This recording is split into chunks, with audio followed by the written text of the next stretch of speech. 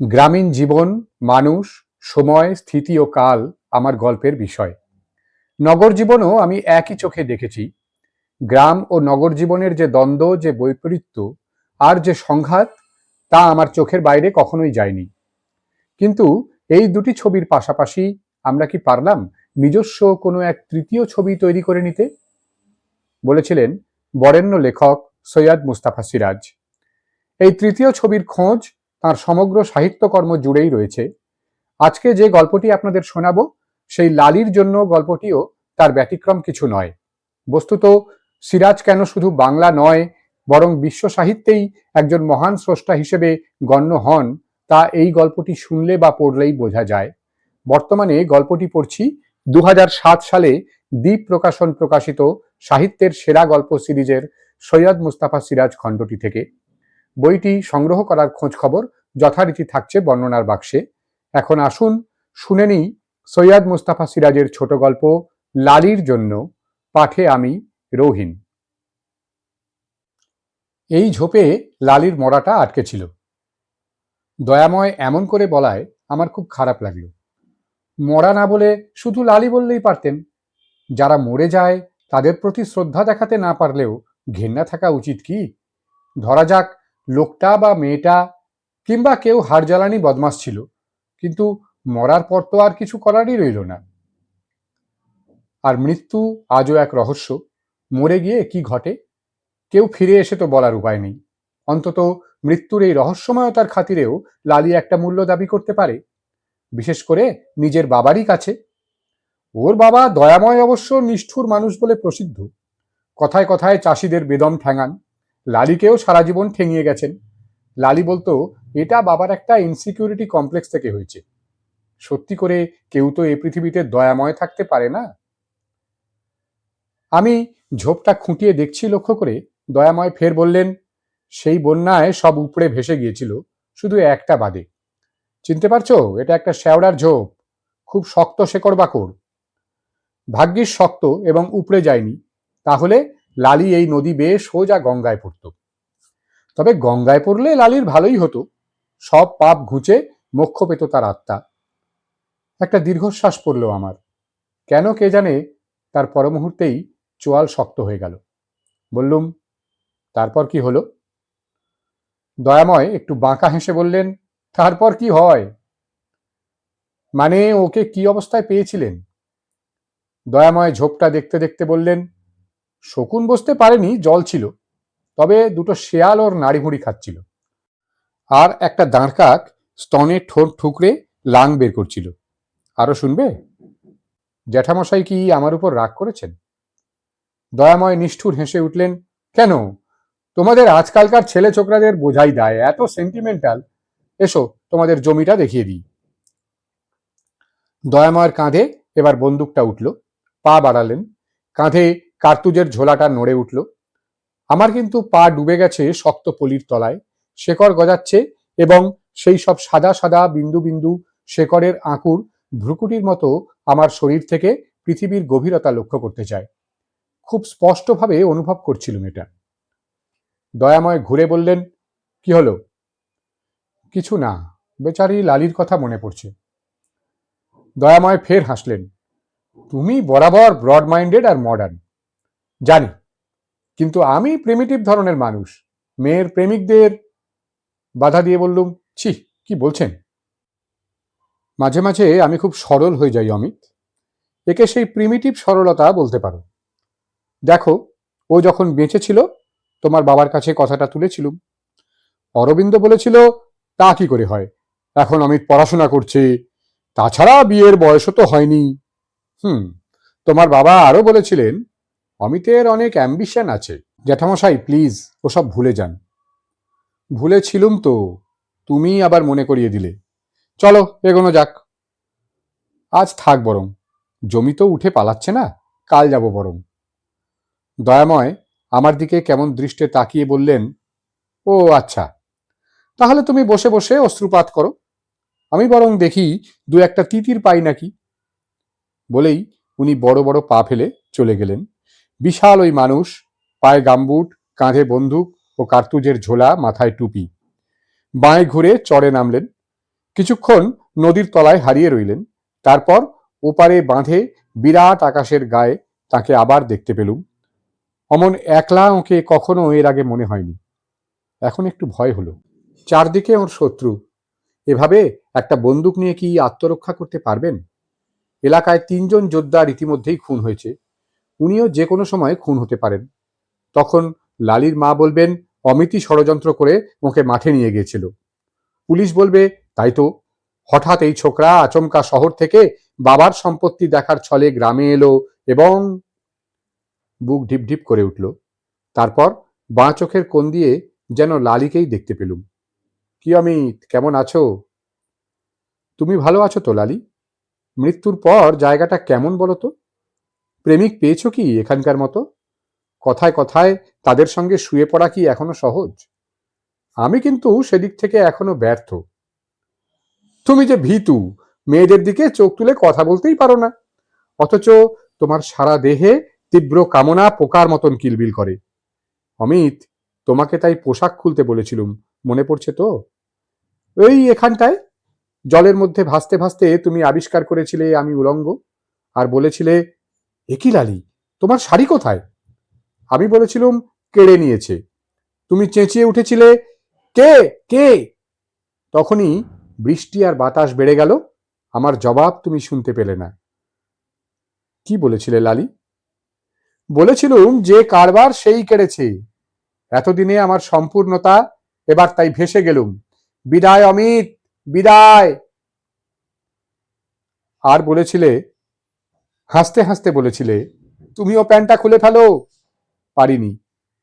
আমার সাঁতার দিতে অসুবিধে হচ্ছিল, তবু জলের তলায় সভ্যতাকে বাঁচাতে চাইলুম। অথচ অথচ কি লালি? অথচ পোশাক খুলে ফেললেই কত সহজেই মানুষ সম্পূর্ণতা পায়। সে কি লালি, সম্পূর্ণতাটা কি? তার নাম স্বাধীনতা। স্বাধীনতা? আমার চোয়াল শক্ত হয়ে উঠল। লালি খুব ছেলেবেলা থেকেই তাহলে আমাকে এই স্বাধীনতার দিকে ডেকেছিল?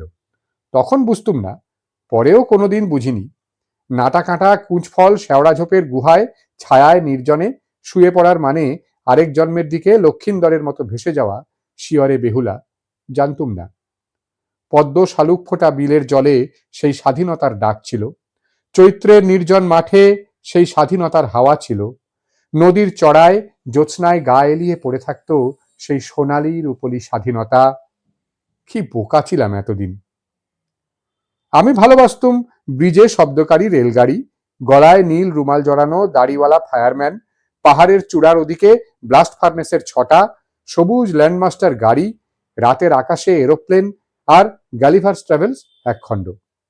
ভালোবাসতুম পুরনোকালের সাহিত্য, কিংবা পিকাসো আর দালির ছবি, রবি ঠাকুরের কবিতা, হেনরি মুরের ভাস্কর্য, ক্লাসিকে রোমান্টিকে মাখামাখি এক বিরাট সভ্যতাকে জানতুম শ্রেয় ও প্রেয়।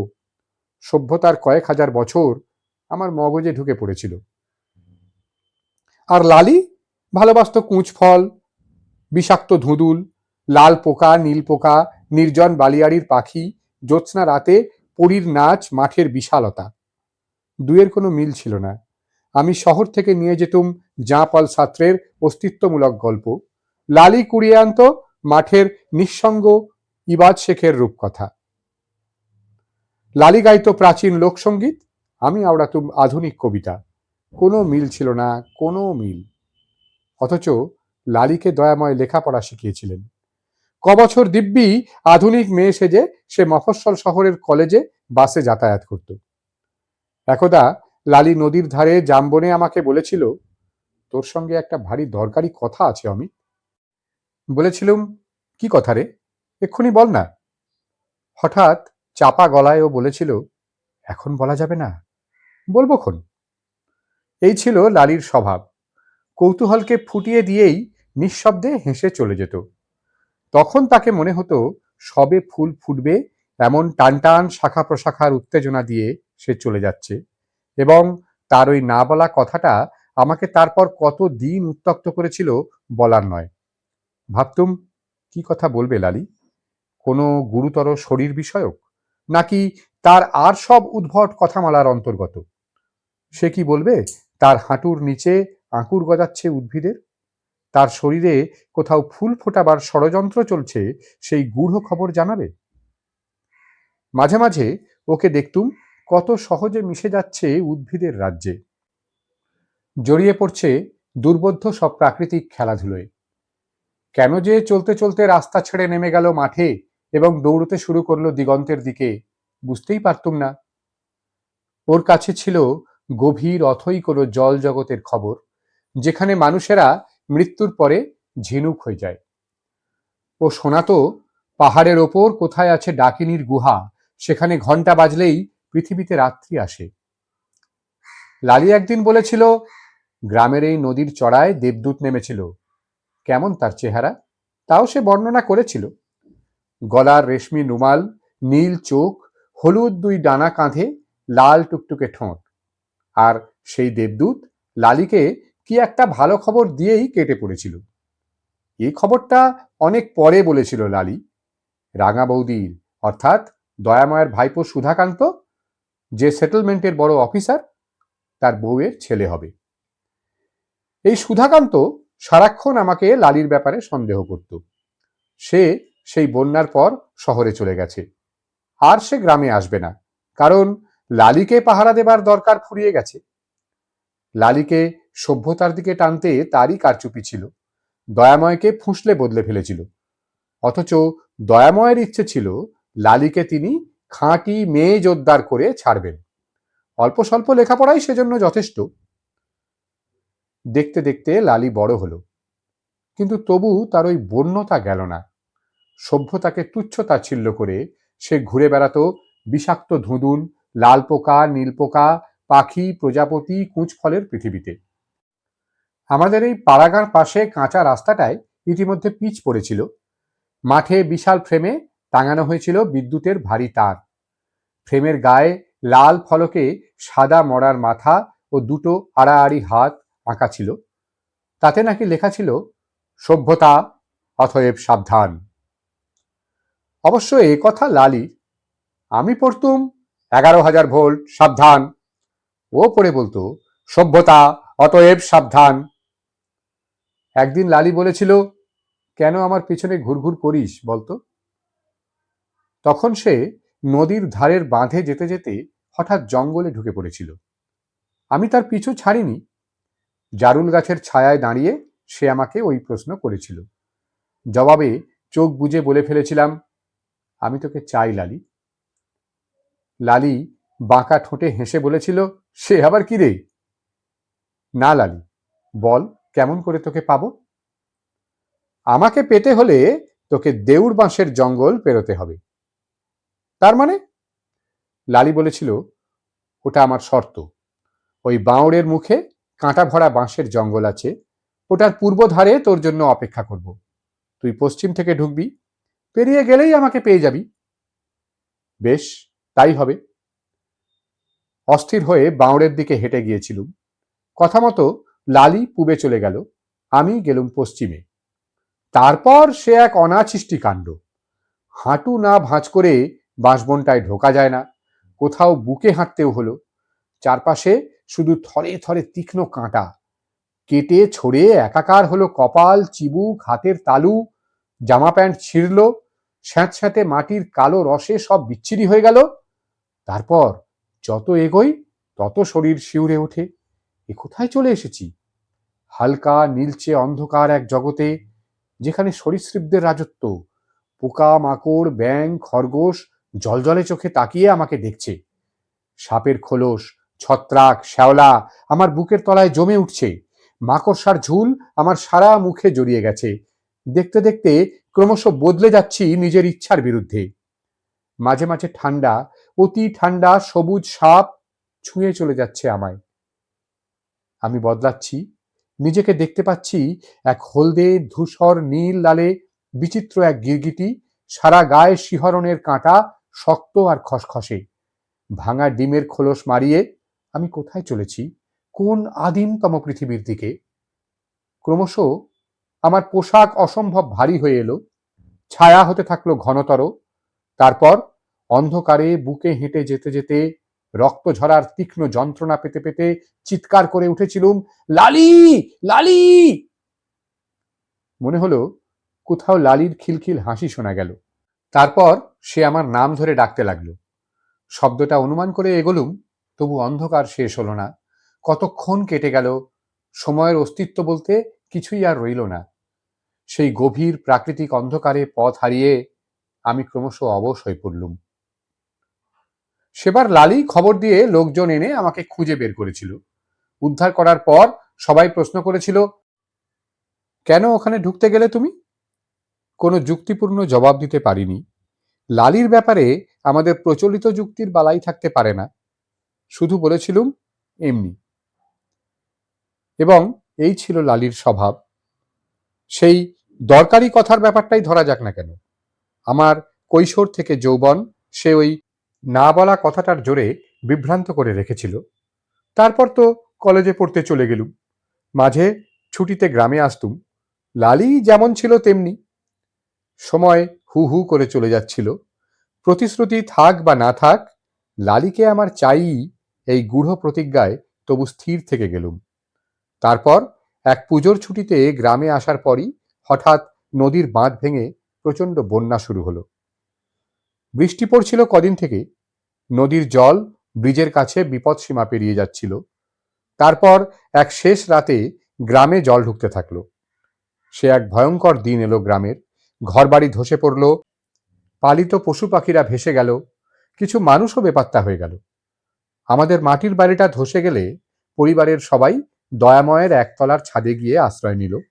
বন্যা এলে দয়াময় তার নিষ্ঠুরতাকে কদিনের জন্য ছুটি দিয়েছিলেন। তখন বিকেল, রিলিফের নৌকো আসতে শুরু করেছে। দয়াময়ের একতলা 4-5টা ইটের ঘরের ছাদ থেকে আশ্রিতরা নৌকায় চলে যাচ্ছে। আমি লালিকেই খুঁজছি, কোথায় গেল সে?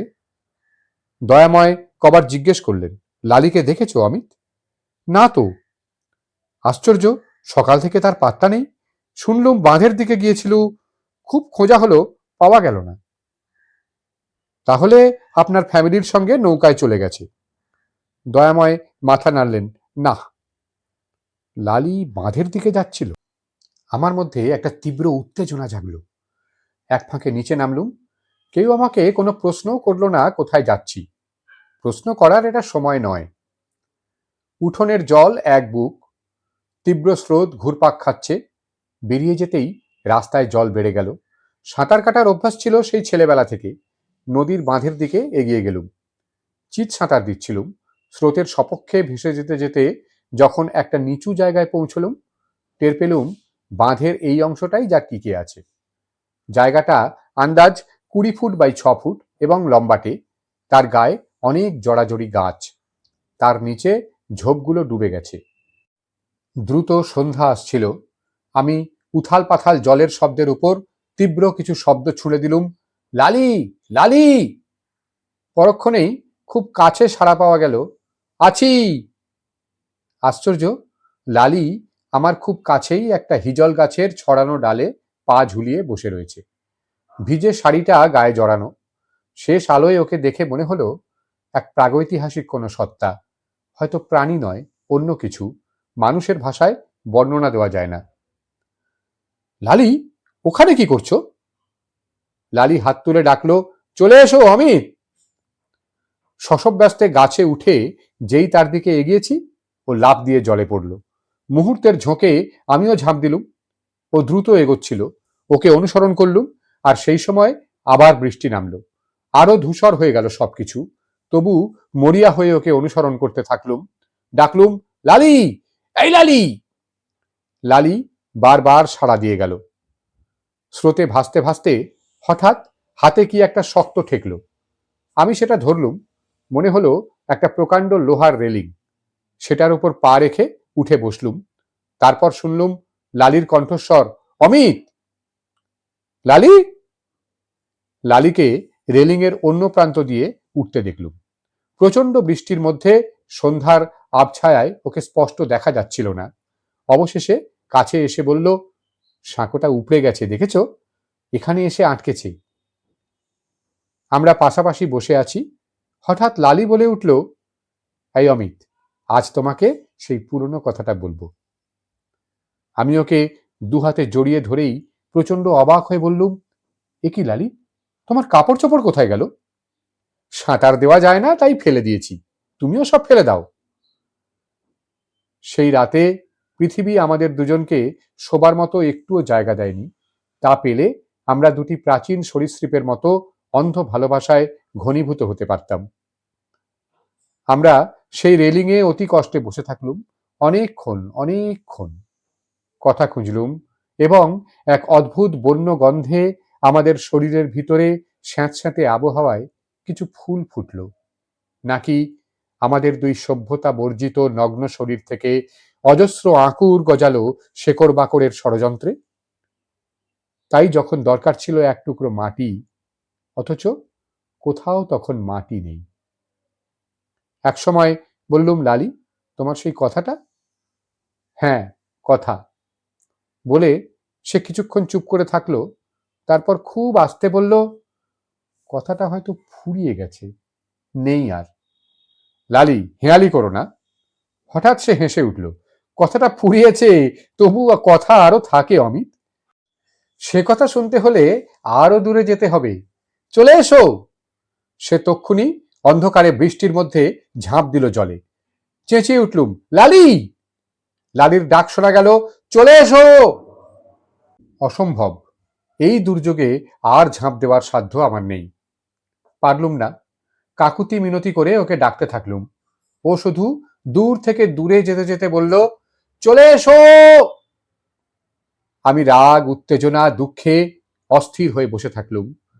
ওই ডাকে সাড়া দিয়ে এগোবার সাহস আর শক্তিও আমার ছিল না। এখন বুঝতে পারি, ওই ছিল লালির মুখে স্বাধীনতার ডাক। যে স্বাধীনতায় অতিক্রান্ত হয় দিন রাত্রি, সূর্য ওঠে, চাঁদ জ্যোৎস্না দেয়, এই ব্রহ্মাণ্ড চলে যেতে থাকে কোটি কোটি আলোকবর্ষ দূরের ভেগা নক্ষত্রের দিকে, বুদবুদের মতো প্রসারিত হয় স্পেস, সময় হয়ে ওঠে গতিবান। আর যে স্বাধীনতায় মাটি ফুঁড়ে উদ্ভিদ আসে, ফুল ফোটে, প্রাণীরা জন্ম নেয়, লালি সেই খাঁটি স্বাধীনতাকে জেনেছিল। তার দিকেই চলে যাচ্ছিল আমৃত্যু। ওই যাওয়াটাই তার জীবন। হায়, সেই স্বাধীনতার ডাক কেউ শোনে, কেউ জানে, অনেকেই শোনে না, অনেকেই জানে না। জন্মের পরেই ইতিহাস চোখে পড়িয়ে দেয় সভ্যতার ঠুলি। লালি ছিল আমারই স্বাধীনতার টান। আমি ভাসতে পারিনি, সভ্যতায় আছি, পোশাকে, কার্পেটে, ফুলদানিতে, পিকাসো, রবি ঠাকুরে। এই ঝোপে লালির মরাটা আটকে ছিল। যেন দয়াময় আবার খুব পাশ থেকে কথা বলে উঠলেন। আবার আমি ঝোপটা দেখতে থাকলুম। দেখলুম কালো বিষ পিঁপড়ে, লাল পোকা, মাকড়সার জাল, ছত্রাক, সাপের খোলস, শ্যাওলা, ভাঙা ডিম, গিরগিটি, সবুজ সাপের ছায়াধূসর স্যাঁতস্যাঁতে উর্বর পৃথিবীতে আলুথালু চুলে লালি শুয়ে আছে। ভাঁড়ুলে গাছের নিটোল গুঁড়ির মতো খয়েরি দুই উরু, শঙ্খের মতন করুণ জনি, তার ধূসর দুই স্তনের বোঁটায় হাজার লক্ষ বছরের মানুষের শৈশব জটিল হরফে লেখা। ফিসফিস করে ডাকলুম, লালি। আর বাঁধের দিকে পরপর দুবার শব্দ হলো। চমকে উঠে দেখলুম দয়াময় উড়ন্ত পাখির ঝাঁক লক্ষ্য করে গুলি ছুঁড়েছেন। ঝাঁকটা ভয় পেয়ে আমার মাথার উপর এসে পড়তেই আমিও ভয়ে মাথা নাড়ালুম। তারপর আর চোখে দেখি দয়াময় এদিকে বন্দুক তুলছেন। পাখিগুলো দূরে চলে গেল, কাঠ হয়ে বসে আছি। তারপর দয়াময়ের জুতোর শব্দ হলো, এখনো বসে আছো দেখছি। না, ফিরব। আপনি এরই মধ্যে ফিরলেন যে? ফিরলুম, তোমাকে একটা কথা বলতে বাকি ছিল। বলুন। নদীর ধারে সবজি চাষ করতো একটা লোক, ওইখানটায়, তোমার মনে পড়ে? হ্যাঁ, গণেশ রাজবংশী। সে নাকি জ্যোৎস্নার চরে পরী দেখতে নেমেছিল। তার ছেলেকে মনে পড়ে? খুব, কি যেন নাম ছিল? সীতু। হ্যাঁ, সীতু, সীতু পাঠশালায় আমাদের সঙ্গে পড়েছিল। দয়াময় ঘোঁত করে হাসলেন। সে রাতে লালি কোথায় যাচ্ছিল জানো? সীতুর কাছে। আমার সারা শরীর শিউরে উঠল। ফ্যাল করে তাকিয়ে রইলুম ওর মুখের দিকে। সীতুরা থাকতো ওখানেই, আর লালি তাদের খবর নিতে যাচ্ছিল। তাছাড়া আর কি বলবো? কেন? বুঝতে পারছো না কেন? দয়াময় জ্বলে উঠলেন। কয়েক মুহূর্ত চাপা শ্বাস প্রশ্বাসের শব্দ হলো। তারপর বললেন, খুব ছেলেবেলা থেকেই এটা চলছিল। একটুও তলিয়ে ভাবিনি ওই শুয়োরের বাচ্চাটাই লালিকে নষ্ট করেছিল। লালিকে সে... অনেক কষ্ট পাচ্ছেন দয়াময়, তাই কথা আটকে গেল, চোখ মুখ লাল হয়ে গেল। হাঁপাতে হাঁপাতে আবার বললেন, পরে গণেশ বলেছিল আমাকে লালি বন্যার রাতে ওদের কুড়ে যায়, তখন ছোঁড়াটা ছিল না, রিলিফের নৌকো ডাকতে গিয়েছিল গ্রামের দিকে। ওর বাবা গাছের ডালে বসেছিল, অন্ধকারেও ওর চোখে কিছু এড়ায়নি। ও লালিকে টের পেয়েছিল, খুব বকাবকিও করেছিল, কেন এই দুর্যোগে এভাবে এসেছে। তারপর ভদ্রলোকের মেয়ে হয়ে একই সর্বনেশে কীর্তি। তারপর... ঘোড়ার মতো মুখ তুলে হাসলেন দয়াময়। তারপর তারপর লালি আবার ভেসে যায়। বুড়ো আর ওকে দেখতে পায়নি। তাহলে পথে এই ঝোপের মধ্যে... কথা কেড়ে দয়াময় বললেন, কি ঘটেছিল আমি জানি না, হয়তো কাপড় আটকে গিয়েছিল। না, ও সম্পূর্ণ উলঙ্গ ছিল তখন। দয়াময় আমার দিকে নিষ্পলক চোখে তাকালেন। আমার সঙ্গে সন্ধ্যায় ওর দেখা হয়, তারপর ও সাঁতার কেটে ওদিকে চলে গিয়েছিল। তুমি জানো সীতু ছোড়াটাকে কি শাস্তি দিয়েছি? খুন করেছেন। ওই ঝোপের তলায় মাটির নিচে, অনেক নিচে তাকে লালির জন্য অপেক্ষা করতে পাঠিয়েছি। আর গণেশ বুড়ো, তাকে বাঁচিয়ে রেখেছি। মাঝে মাঝে তার কাছে যাই লালির কথা শুনতে। লালির আরেকটা জীবন ছিল, ও জানতো, আমি জানতুম না। আমি একবার যাব বুড়োর কাছে। যেও, তবে কষ্ট পাবে। আমি বাবা, হয়তো কষ্ট পাই, হয়তো কষ্ট পেতেই যাই। তুমি কি কষ্ট পেতে চাইবে লালির জন্য? তোমাকে তো ভালোই বাসেনি। বলে দয়াময় কেবল একটু হাসলেন। তারপর কিছু না বলে হনহন করে মাঠের দিকে এগোতে লাগলেন। তাহলে সীতুর জন্যই লালি... আমার গলায় কি আটকে গেল। তাই নিয়ে গণেশ রাজবংশীর কুড়ে ঘরটার দিকে চললুম। আমি লালির জীবনের অন্য জীবনের কথা শুনব, যা আমার আজও শোনা হয়নি। সবুজ তেজি উদ্ভিদের ভেতরে এখন বুড়ো চাষা হাঁটু দুমড়ে বসে আছে। আমাকে দেখলে বেরিয়ে এসে ভিজে ধুলোয় ধূসর শরীর ছায়ায় এলিয়ে রেখে ফ্যাকাশে চোখে পৃথিবীর একটা পুরনো গল্প শুরু করবে। সেই গল্পের কোনো শেষ নেই, কারণ সেই গল্প লালি নামে এক মেয়ের, যে স্বাধীনতা জেনেছিল। এতক্ষণ আমার কণ্ঠে শুনছিলেন কথা সাহিত্যিক সৈয়দ মুস্তাফা সিরাজের ছোট গল্প লালির জন্য। গল্প কেমন লাগলো জানানোর জন্য মন্তব্যের বাক্স খোলাই থাকলো। লিখে দিন দু চার কথা যা মনে আসে। ভালো লাগলে একটু লাইক শেয়ারের অনুরোধ অবশ্যই থাকলো। আর যদি এখনো সাবস্ক্রাইব না করে থাকেন, তবে করে ফেলুন চটপট, পেয়ে যাবেন নিয়মিত আপডেট। ভালো থাকুন সবাই। গল্পে, আড্ডায়, ভাবনায়, চেতনায় থাকুন। দেখা হবে আবার খুব শিগগিরই। আজ আসি।